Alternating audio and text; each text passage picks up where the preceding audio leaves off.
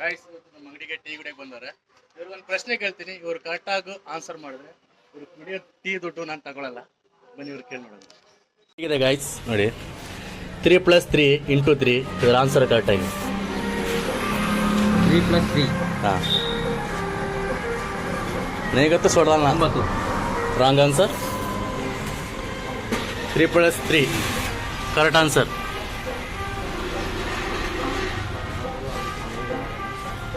मतलब नहीं बोलो भेजो 18 रही नहीं रॉन्ग नंबर पुलिस यार 3 + 3 इसका करेक्ट जवाब बोला 3 + 3 के साथ 9 होता है 9. Wrong answer. अब बोल बात बोला 3 + 3 करेक्ट आंसर.